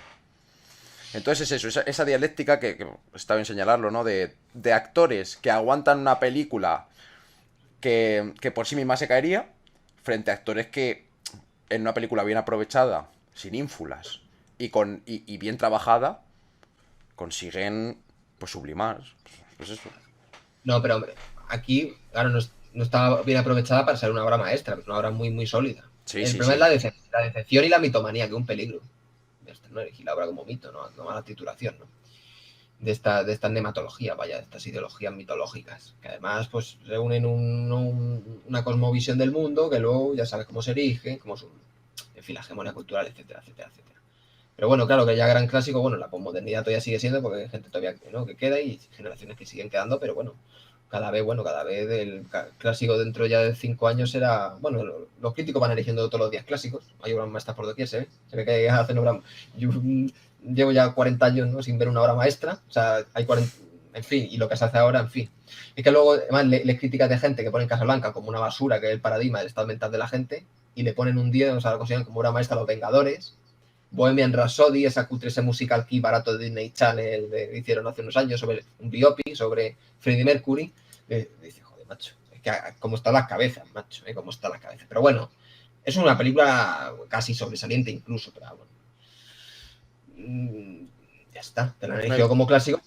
Cuestiones pragmático-políticas, sobre todo, claro. Pero bueno, lo bueno que no hay maniqueísmo burdo, no es Indiana Jones, macho. Hombre, Indiana Jones el solo paradigma del faltaba. maniqueísmo aquí, ¿no? Joder, que. Madre mía. Y luego están Poca me sacaba. en la dialéctica que he hablado antes también se puede incluir a estas películas que, es decir, fuera de los dos parámetros que he dicho, ya se puede incluir incluso estas películas que son una auténtica basura y que sacan las ínfulas de los actores que tiene. Es decir, por ejemplo, uno de los nuestros. Uno de los nuestros tiene unos actores potentes, tiene unos actores buenos. ¿Qué pasa? Una puta bazofia de película. Pero claro, la gente usa como paramento institucional que si actúa Robert De Niro en una película, esta tiene que ser una obra maestra por cojones. No, tiene que ser una obra sobresaliente por cojones. Pues no, no, no. Es decir, es Robert De Niro en una puta mierda. Directamente. Porque la dije Scorsese, bueno, todas las mitologías que van. Claro. Es azul, puramente. Van uniendo mitología, todo lo que es. El proceso es largo. Si el que lo conozca, lo conoce. El que no, pues que lo aprenda, así fácil. Vamos. Conveniencia institucional, pues venga, aprovechamos que el actor es famoso, va a dirigir esta obra con un director más o menos reputado, pues hacemos la síntesis, pum, tenemos esta obra. La promocionamos, que a lo mejor no vende porque nos hemos encontrado, pues esta. Es difícil, difícil. Y como la prensa sabemos lo que es, ¿no? Y sobre todo ahora, pues bueno, no hace falta, así que no hay más comentarios al respecto. Entonces, una obra muy buena, Casablanca, o notable acto lo he dicho, pero claro que no sublima esa interpretación magnífica de Bogart. Aunque sí hace buen uso, porque cuando un actor bueno hace una mala película, se nota de golpe. Casablanca no es una mala película. Pero vamos, teniendo los años 40, todas las obras maestras, ya son los años 40, todas las obras maestras que tiene, claro, Casablanca, es que no puede estar entre ellas. Y a mí es que además, a mí además me plantea, ahora pensándolo así un poco más detenidamente, me plantea Casablanca una situación peliaguda, que es que es demasiado, o sea, para las situaciones que plantea, las escenas y todo, es demasiado barroca, pero se pierde en todo ese barroquismo, digamos, que además representado por pocas escenas y por pocas puestas en escena, por pocos escenarios, lo que hemos hablado antes. Para ser tan pocos escenarios hay un barroquismo a lo mejor excesivo, fíjate las fiestas en el bar, lo otro, pero no es un barroquismo al detalle. Y luego ves, lo haces en dialéctica con los buenos clásicos, vamos, que este es un buen clásico, pero es que hay que destruir el mito. Con los clásicos, las obras maestras del clásico como las de Capra, que hay, por ejemplo, uno puede ver en El secreto de vivir, que hay un barroquismo, pero es un barroquismo al detalle, esas mansiones opulentas, esas fiestas, pero ese barroquismo es bien aprovechado y al final incluso es depurado, es decir, ese barroco está completamente justificado, es al detalle. Pero en esta me parece que hay demasiado barroquismo y que al final Curtis no sabe muy bien aprovecharlo para ir al detalle, no sabe concretar. Se pierde en todo el barroquismo que genera alrededor suyo sin concretar nada. Un camarero por ahí que dice no sé qué, el otro no sé cuánto, pero que le hace perder, digamos, cuerpo, potencia. Sí. No es demasiado incisivo, ¿sabes? No introduce este detalle porque lo vaya a utilizar, sino que lo mete y luego a lo mejor se le olvida o va a otra cosa y eso le hace dispersarse. Ya. A ver, claro, es un cinetismo muy riguroso. La puesta en cuadro es muy buena, potente y en Sí, escena. sí, sí, ¿Qué sí. sucede? Esa arquitectura, esa intensidad. Es decir, claro, el barroquismo es polisémico. Puede ser el barroquismo en la sintaxis, en la puesta en cuadro, en la puesta en escena, en el noúmeno, grandes mansiones ampulosas, o que estoy filmando una arquitectura barroca, ¿no? El movimiento barroco, neobarroco, o el racionalismo neobarroco postmoderno, la síntesis que hacen, ¿no? Etcétera. Pero claro, es el problema, le falta esa intensidad, es decir, dotar de significación potente tanto a los espacios abiertos pero vacíos, como a los espacios abiertos y llenos, los espacios cerrados, etcétera. Es decir, todas estas escalas, macho. Raúl Wall se maneja como pez en el agua. En usar esta dialéctica entre drama épico e intimismo. Es decir, todo este uso de espacios luego se eleva en otras estancias, en otras escalas, ¿no? A lo que se llama la dialéctica entre drama épico e intimismo. Es decir, las situaciones entre pocos personajes muy íntimas en espacios cerrados, por ejemplo, incluso un espacio abierto para hacer una dialéctica, un contrapunto, un quiebre, y viceversa. Claro, aquí pues que le faltan esos elementos. Tiene bastante buena Casablanca, pero no tiene los elementos para ser pues, el último refugio. Vamos, el último refugio, junto hasta la muerte hace ese uso. Luego la de murieron con las botas puestas. Claro, ese es el problema, ese es el problema. Entonces, pues eso es el problema y los motivos por los cuales no se puede conseguir una obra maestra. Esas abstracciones, lo que has dicho es la intensidad de las morfologías. Eso es. Acorde a las pretensiones que uno tiene. Entonces, ¿qué hace Curtis para paliar todo eso? Forzamos el dramatismo. Pues si tiene un movimiento buenísimo. No los tropees, claro. Sí, sí, que... Pues ya está. Pero no para decir que es una película mediocre, no, claro. No. Con lo que pretende, o sea, con las pretensiones que parece tener, en tanto clásico absoluto, claro, que se parece totalmente. Y es que luego también es lo que decimos muchas veces, es decir, puede parecer que le metemos demasiado PSV a poder ser incluso perfectamente entenderse que sea una obra sobresaliente, le metemos mucha caña, es decir, pero porque es un mito, necesariamente, incluso a lo mejor le metemos más caña que algún pelotazo de los 90 que le intentamos buscar, digamos, los puntos fuertes para que no tal, pero al final todo en su escala, nosotros tenemos que hacer nuestro trabajo, que es criticarlo, pero claro, teniendo en cuenta también, pues, todo esto, es decir, que no puede erigirse como el representante del clásico y hacer estas cosas, ¿no? Y luego es eso. Sí, sí, no, que luego es eso, que los elementos los tienes. Y es que los elementos para hacer una obra maestra los tiene. Pero los desaprovecha un poco, pese a que sea una obra sobresaliente, ¿eh? Yo lo digo. Esa grandilocuencia a veces, ese ansia que tiene, que luego habrá que ver si... Claro, lo que hemos dicho, es decir, ¿cómo es posible que un genio no haga siempre obras maestras, no? Pues que el cine es una cosa que se realiza a mucha escala, lo que hablábamos ayer, que hay mucha gente implicada, hay muchas capas. Está la producción, está los directores, están los actores, los extras, los que se encargan de dirigir a los extras, los que se encargan de dirigir al otro. Entonces, claro, en algún detalle, es decir, en toda esta producción, un director de cine no es como un pintor, que hace solo el cuadro en su casa y punto, sino que tiene que trabajar con muchísima gente para llevar a término su obra. Y que muchas veces esta obra, después de todo esto, después de verse uno envuelto en la vorágine que es hacer una película, llega uno a la sala de montaje a ver el producto final y dice, es que no es lo que tenía pensado. Entonces, ahí está el dilema también de las obras maestras y que le puede pasar perfectamente a Casablanca. Bueno, y un pintor tiene mecenas, y en el antiguo régimen cómo se movían las instituciones y todo, etcétera. Es decir, claro que se mueve muchísima escala. Luego un artista puede ser un genio, no como otros que dicen que sus normales son genios. Ya sabemos, de los críticos de cine hasta la gente que valora cretinos, ¿no? Ya sí que están los youtubers y los postmodernos, ¿no? Todos estos postmodernos, ya los conocemos. No hace falta nombrar. Claro, uno puede ser un genio, un maestro de su profesión, un artesano, pero luego tener un mal trabajo, lo he hecho mal mi trabajo, tener ideas peregrinas. Claro, en el cine hasta que llega a la sala de montaje, el premontaje, pues de repente lo une y dice, joder, he filmado bien, o he creído que he filmado bien, o da buenas instrucciones, pero le falta intensidad, ha sacado una obra sosa. De hecho, hay maestros, Hitchcock, que tiene obras que son potentes, aunque las desprecia, bueno, desprecia casi toda su obra, ¿sabes? Es acojonante. Nivel de autoinmolación también para progresar creativamente, o sea, fíjate la dialéctica, lo crítico con su cine. Tiene obras que, aunque la desprecia, son obras de vanguardia interesantes, como la del número 17, o el número 7, no, el número 17, el 32. Claro, es un caos. Pero ¿qué sucede? Que tiene el talento de Hitchcock, se nota que es de Hitchcock, tiene todo ese talento, Y claro. además, se nota mucho la personalidad. Es que la personalidad de Hitchcock siempre se nota, macho. Sea una obra maestra o no, siempre ves impresa la personalidad de Hitchcock. Y esto pasa con cineastas muy buenos, que ves su sello simplemente por cómo filman. Es acojonante. Y se ha hecho una obra, pues, una buena obra. Fíjate, el número 17 se parece a la vanguardia francesa que se hacía en los años 20, René Clair, Man Ray, pero con narrativa, una narrativa, es decir, una narrativa lineal, una dramatología, ¿no? Una trama que se desarrolla. Pero claro, pues eso, uno la abierta y dice, no es una obra más de Hitchcock ni una obra notable, incluso es buena y punto, pero tiene todo el talento y tiene esa pericia visual en todos los sentidos, como manejar las escalas, etcétera, el cinismo y las maquetas, por ejemplo, se daban de miedo, me gustaban las maquetas además. Entonces, pues son esas cuestiones. Luego hay obras que, por ejemplo, bueno, esto es otra cuestión, pero por su, aunque, bueno, por ejemplo, en Casablanca, el uso que se hace de los espacios es correcto. Si el problema no es el uso de los espacios, con valor dramático, es no hacer la distensión correcta. Tranquilo, la cámara, no metas diálogo forzado ni música. Si es que esforzar todo para conseguir la obra maestra. Y al final no la consigues. Haces una obra notable, sobresaliente. No, y los procesos de los 90, claro, al final parece que somos benevolentes incluso, porque, en fin, despreciamos tanto necesariamente. Alguien inteligente no puede apreciar la posmodernidad. Despreciamos tanto la posmodernidad que sin perjuicio de ello, las obras postmodernas, para tocar todos los flancos, intentamos decir, bueno, a ver si se puede mirar de este modo. Mirarla Claro. de este modo, pero es que no por ningún lado. Como se ve correcta, no es brillante, pero por lo menos no son los pelotazos deleznables, otros pelotazos de los 90 deleznables, no caen tantos clichés ni tópicos, está medianamente construida.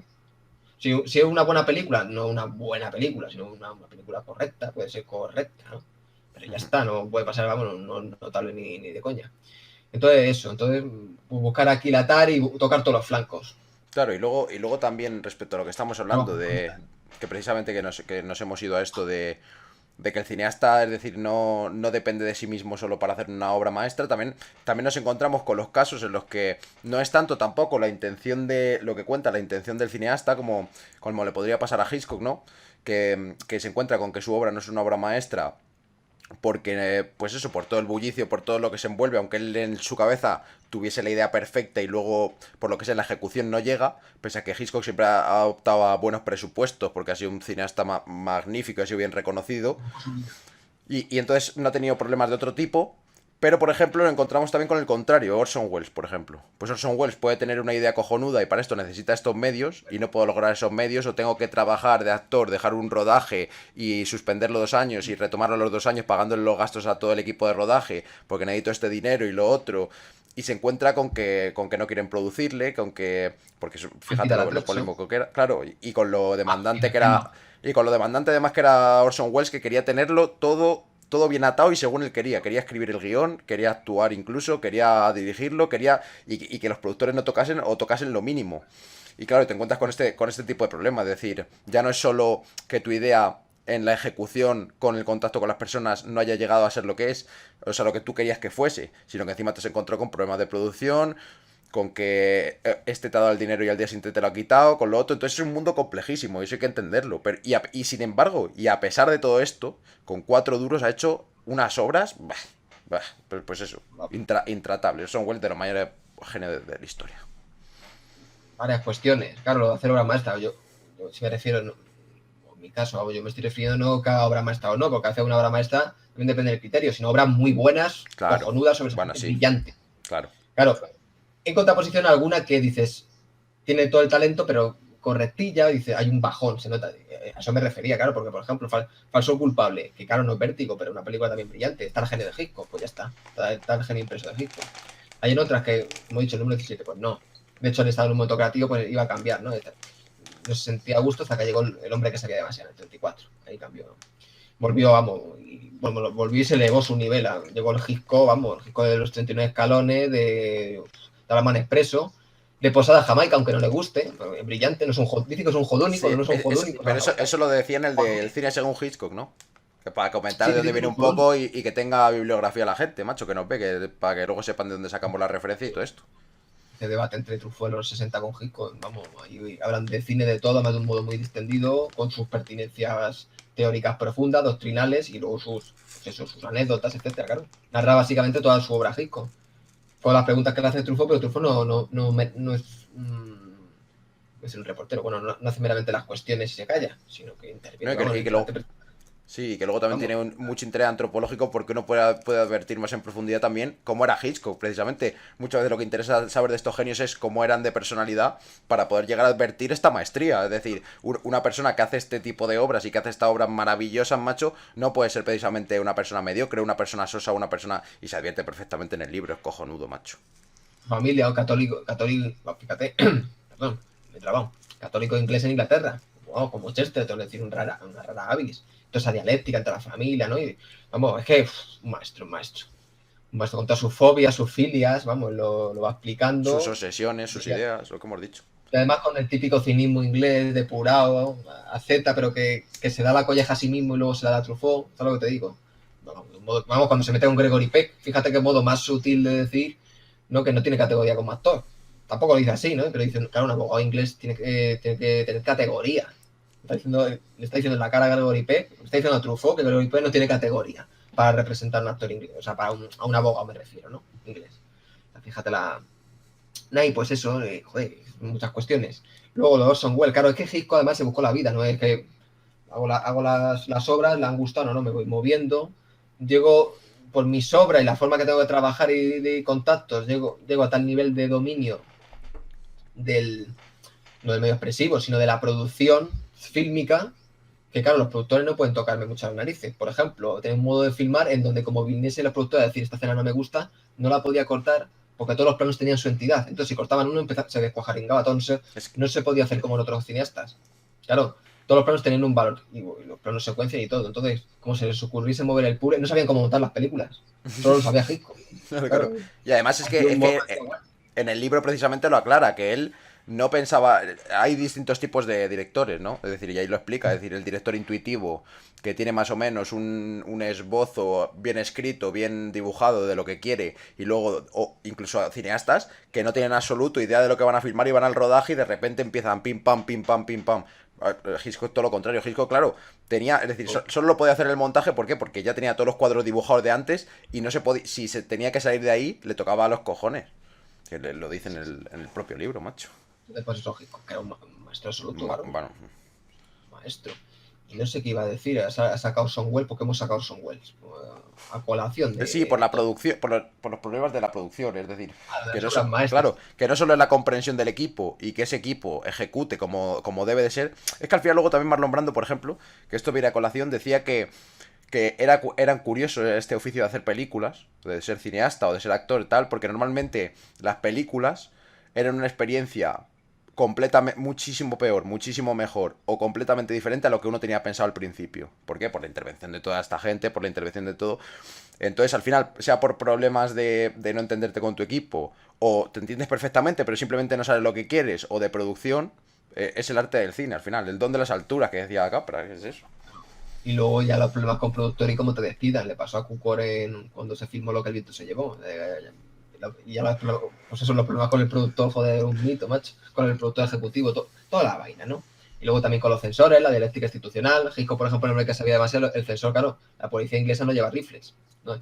¿Qué hizo Hitchcock? Pues se buscó la treta y como no llevan armas en la calle, pues de repente pasa una furgoneta con pistola, con el lío, es decir, sin buscar sus castañas. Toda esta dialéctica.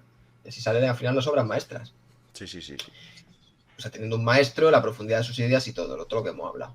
Y no sé qué iba a decir, bueno, y Casablanca, bueno, su estética sí, es sublime, lo que he dicho, Sí, las sí, sí, texturas, sí. la profundidad del cuadro, ese blanco y negro, es que lo que hemos hablado, pues es una obra muy buena, pero viendo todas las obras maestras que hay en los 40 y los 30, pues claro, Casablanca, pues dice un peliculón, una obra notable más, pero no dices, es la obra maestra, ¿no? Forajido se te queda en la mente, de Robert Siodmak, porque es una obra maestra absoluta, absoluta, más narrada desde el punto de vista no del protagonista, porque está muerto.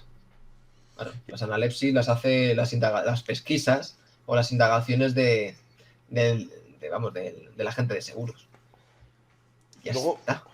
una cosa también bien interesante, es decir, aparte de lo que hemos hablado, ¿verdad? Que ya por mencionar lo que eso que ha quedado un poco en el aire, que cada cineasta al final, cada buen cineasta, es decir, tiene una propia personalidad, ya sea por su forma de hacer cine, por todo, por cómo vive al final uno, por la filosofía de uno, que hace que le reconozcas ya solo por un cuadro o por un tipo de cuadro. No, no sé cómo es eso, pero hace que lo reconozcas es decir, si te pone una película de Hitchcock y tú no sabes que es de Hitchcock, y has visto cine, te has curtido, a los minutos te vas a dar cuenta que es de Hitchcock, porque tiene una manera de encuadrar, una manera de ver las cosas, una manera de presentar el detalle, de montar la escena, de todo, que es acojonante. Y es que esto es acojonante, macho. Es decir, que, pues eso, como puedes más o menos identificar a un pintor por la clase de cuadro que hace, ¿no?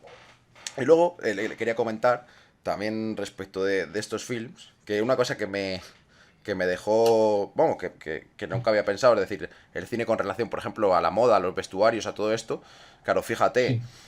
para que veamos también un poco pues cómo se han desarrollado las cosas. Fíjate que las grandes marcas de moda y las altas costuras, esto ya no tienen tanto que ver con Casablanca, pero sí tiene que ver porque estamos hablando precisamente de la estética, esos trajeados que lleva el Bogart, que están en su punto, como enarbola la estética, conforme a la época, conforme al Marruecos, pero en un bar americano, lo otro. Y también un poco, pues respecto a Sabrina, cuando me la vi el otro día, que me enteré, y de hecho en muchas películas sale, que el vestuario particular de la película lo hace una marca de alta costura.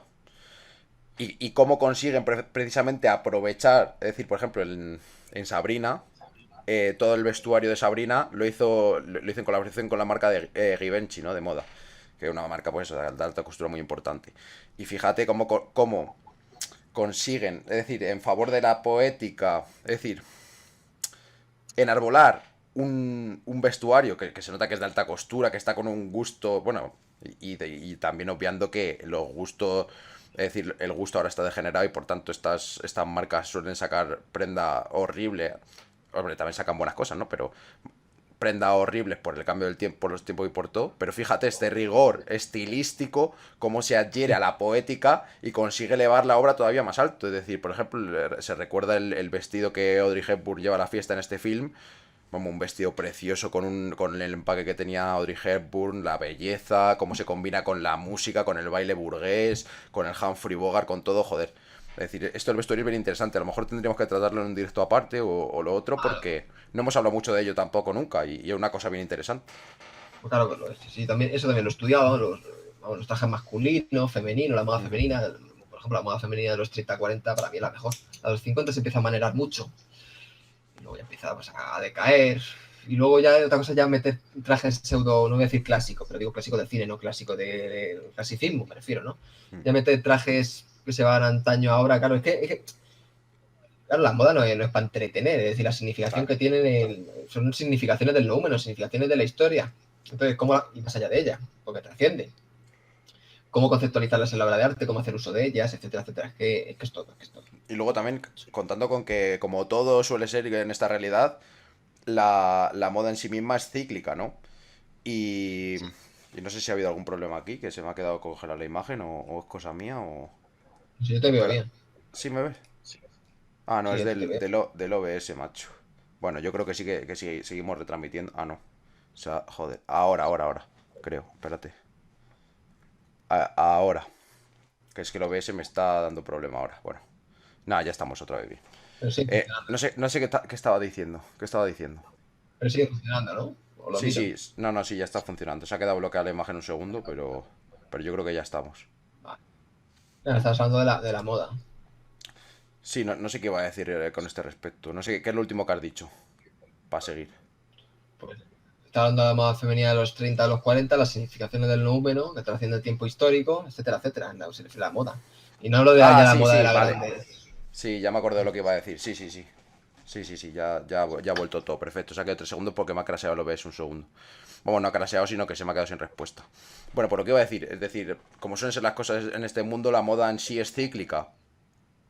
Y por tanto pasa mucho. Es decir, por ejemplo, mira, fíjate, estos sombreros tan famosos en Humphrey Bogart, ¿no? Que hace uso de ellos muchas veces, estos sombreros clásicos que se llevan en la época, lo otro, y cómo retornan, por ejemplo, en los 60 70 o incluso, mira, ya no solo en la vida de uso cotidiano, porque ya en los 60 70 era difícil ver a personas que utilizasen ya sombrero, ¿no? Pero en la estética del cine sí se recupera. Por ejemplo, me acuerdo de estos films del neo-noir, ¿no? Franceses, golfos, por ejemplo, me acuerdo de Borsalino, que precisamente respecto a esta temática, que se recuperan que se recuperan estos borsalinos para hacer esta obra setentera, lo otro. De los 30, Borsalino. O sea, mitad de los No, 30. ya, pero eso, digo, este recuperar, Sí, aunque pero eso sea es por por dispositivo. cuestiones aunque sea por cuestiones de ambientación, este recuperar estos rasgos estéticos característicos para el cine, pues hace ver todo esto, todo este retorno, todo este lo otro.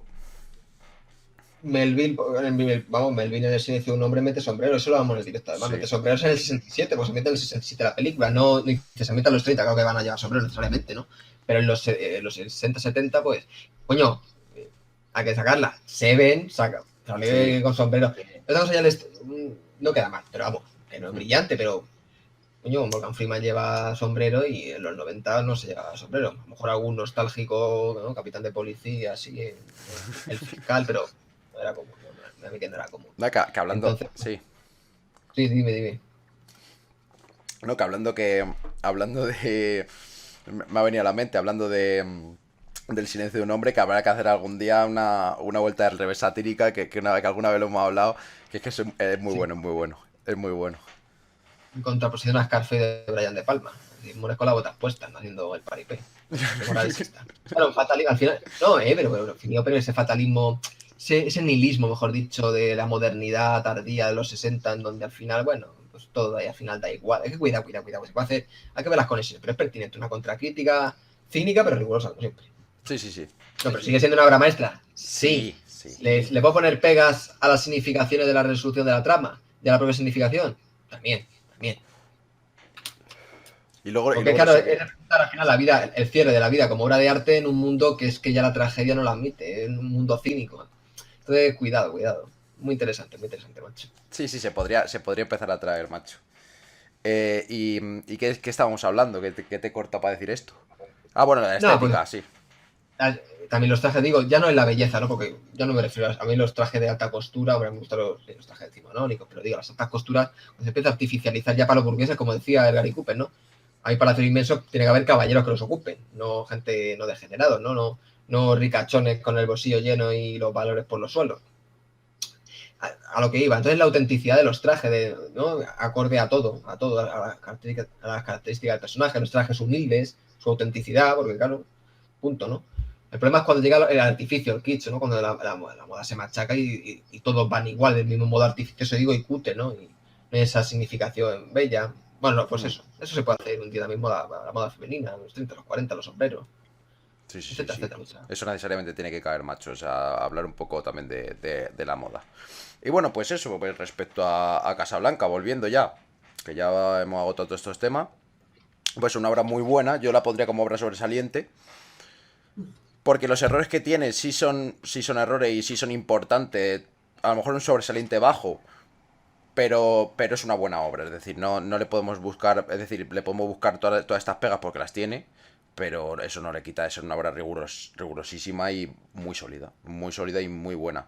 Y luego, pues, es que tampoco se puede decir mucho más, es decir, lo hemos hablado todo, es decir, que no cae en maniqueísmos políticos ni en un estatalismo, de hecho lo rechaza desde muchos puntos de vista, lo trata como procesos meramente burocráticos que solo ponen pegas, claro. eh, la estética muy rigurosa, el problema con la distensión, el problema de querer abarcar demasiado, de meter demasiados detalles, o sea, demasiado barroco, no ir al detalle en ese mismo barroco, contrario, ahora me acuerdo de la Dolce Vita de Fellini, que es un barroco exuberante, mucho más exuberante que el que hay en esta película, y sin embargo, por su atención al detalle y por saber qué elementos va a usar perfectamente de este barroquismo, hace una obra maestra de lo barroco, vaya. Por ejemplo, sí. Por ejemplo, analogías que joden, pero son las pertinentes para decir que Casablanca no es una obra maestra. En Frisco, Jenny, que ya lo ha dicho, o el barrio chino, vaya, no es el barrio, no, barrio chino en español, dobla con ese título, vaya. Siempre los títulos en español al final a veces son muy explícitos, porque Frisco Jenny, dices, es un sujeto, una persona, un ente jurídico no hace hincapié en algo más particular. Bueno, lo que iba, en Frisco Jenny, cuando se entera la protagonista que su prometido, dejándola embarazada, ha muerto en el terremoto de San Francisco del 6, claro, cómo está construida la secuencia, toda la distensión, sin música, y solo ven la lista, hay un barrido en detalle de la lista que la pone el policía de los desaparecidos y muertos identificados en el terremoto, cuando están en los grandes solares, la gente pues se derrumba la ciudad, el gran terremoto, y se desmaya y se cae. Se desmaya, se cae y se cierra el cuadro. En oposición a Casablanca, cuando lee la nota de amor, cuando va a coger el tren Humphrey Bogart, con la música resaltando mientras cae la lluvia. No es lirismo sublime, puede ser correcto, pero lo brillante es lo primero que he dicho. Lo brillante es lo que hizo Wellman en el 32, no Casablanca. Casablanca lo adereza rigurosamente, pero no hace... Es la oposición, No, es el paradigma del cine maestro absoluto frente a algo correcto, en este caso una secuencia correcta. Fíjate, William Wellman, sin música, todo depurado, atención al detalle y toda la dialéctica. Se derrumba, se cae la protagonista y elipsis. Y pasan años, 2 años. O sea, es que estamos hablando de una obra maestra del cine negro, pero eso, apabullante con la de cine negro, melodrama, claro, la síntesis brillante, macho. Claro, claro, que luego lo de los géneros, bueno, está el rollo de los géneros que no lo vamos a repetir ahora mismo. Pero bueno, y además ese encuadre precisamente tiene toda la potencia, es decir, leyéndola, si a lo mejor retiras la música estratégica, lo que hemos dicho a propósito de muchas otras películas se aplica aquí mismo. Si tú suprimes, porque fíjate, es decir, toda la potencia que tiene, el que estén cayendo esa lluvia, además podéis aprovechar el sonido de la lluvia, etcétera, y de esa tinta que se va desbrozando, como el amor que con lo que acaba de suceder con el romance de ellos dos, que se está, digamos que desvaneciendo, ¿no? Se está convirtiendo en la nada, se está evaporando. Si no le metes la música estratégica y buscas ese efectismo, que es lo que busca muchas veces, parece aquí el cineasta, ¿no? Causar sensaciones, causar la sensación, sacarla otra vez, lo que hemos hablado. Y no hace falta. Encumbrar un romance universal, pero ahí la caga. Y si haces ese corte encima y luego haces un plano en donde se va a meter al tren, otra cosa ya muy distinta, la angulación, etcétera.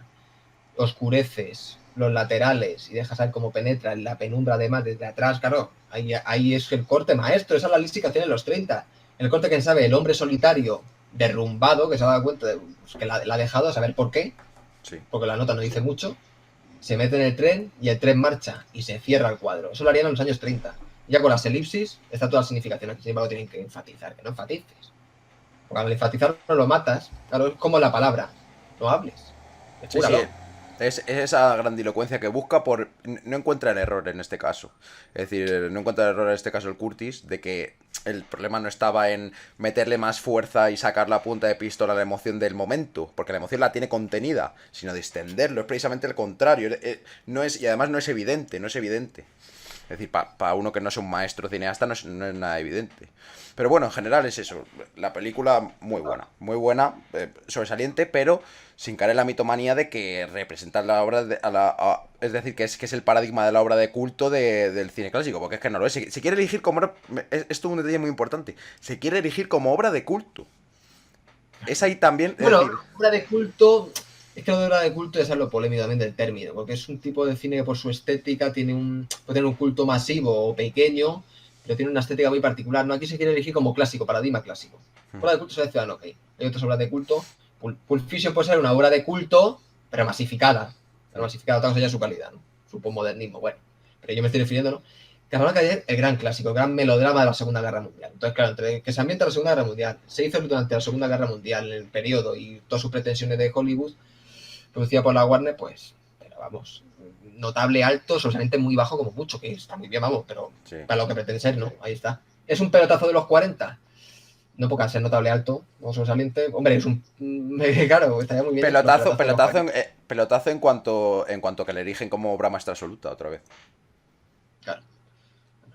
Sí. Pero bueno, tampoco se puede hablar en términos. Yo creo que no se puede hablar tampoco de Casablanca en términos de pelotazo, pero lo es. Y ya está. ¿Y qué te iba a decir? Mini pelotazo. Eso es. Pero te iba a decir algo y se me ha ido, macho. No sé, de Casablanca o de otra cosa. Historia Sí, del sí, cine, sí. actualidad. No, era en torno a esto de Casablanca, pero bueno, si no sale, pues. Pues eso, que es una película muy sólida, muy correcta, pero que hay que destruir estos grandes mitos, porque luego es lo que la gente se fija, ¿no? Y lo que la gente alaba sin saber. Y esta cera hay que darle y es No. pertinente. O lo forzados que se ven mucho a decir que es un clásico para que no le tachen de, Claro, ¿no? claro. O sea, lo que es la presión social, la presión intelectual o todo, ¿no? Como muchos protestas de los 90 que otros no tragan, como mucha gente que no traga Pulp Fiction, claro. Digamos, es que probablemente el posmodernismo adolescente, valga la redundancia, no lo tragas. La tontería, por mucha novedad y muchos homenajes y referencias que pretende hacer. Esa costelera, o Kill Bill, que son unos auténticos desastres, una chapuza de primer calibre. Una postmoderne kitsch, gore, zafia y bruta del peor calado. Además, una mezcla sin ningún tipo de rigor, de muchas referencias cinematográficas traídas de un modo deleznable y aderezadas con un esteticismo burdo y vamos, una patochada de primer nivel constituye, por ejemplo, lado de Kill Bill. Hay muchos que no decir nada para que no les tachen de ignorante. No el mito al final de los intelectuales. No, a que desenmascarará a todos estos. Y ya están desenmascarados, vamos. Y ya está. Y ya Bueno, está. yo en torno a Casablanca no tengo mucho más que decir. Si quiere, vamos acabándolo por aquí. O si tiene algo más Sí, que, algún temita más que decir. Llevamos hora y media, o sea que perfecto.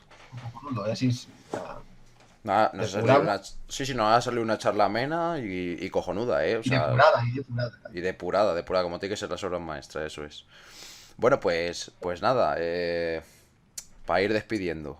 Lo primero, muchísimas gracias Alberto Agudo por habernos acompañado en otra velada, en otra noche aquí en la última Filmoteca. Y que un placer absoluto, como siempre. Ha sido una charla cojonuda. Hemos sacado, además de Casablanca, hemos desarrollado muchísimos más temas. Y vamos, como siempre. Y ha sido un interés pues absoluto. Muchísimas gracias. Gracias a ti, Juan. Aquí estaremos, macho.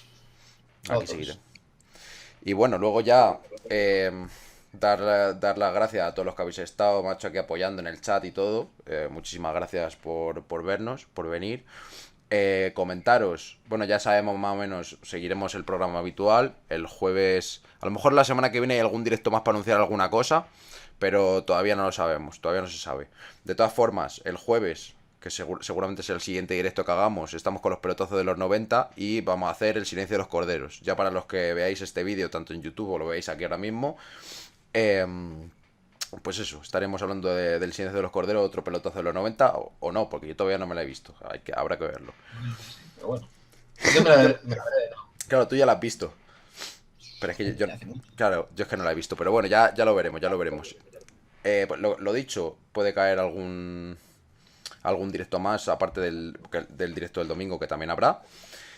Y recordaros, os podéis seguir aquí en @la última filmoteca, o sea, @última filmoteca, perdón, en Twitter, para no perderos nada. Todos los días tuiteamos y vamos actualizando. Nos podéis seguir ahí en YouTube, la última filmoteca, aquí en nuestro canal de Twitch, twitch.tv/la última filmoteca.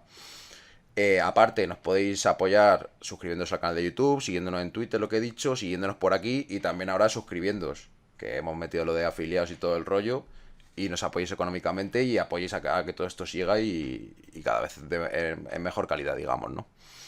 Bueno, aunque muchas veces es inmejorable.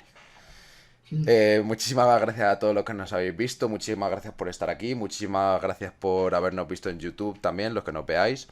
Esto ha sido la última Filmoteca, el último reducto del cine y de la realidad ante la posmodernidad, y nos vemos en la próxima. Un gusto, hasta luego. Hasta luego.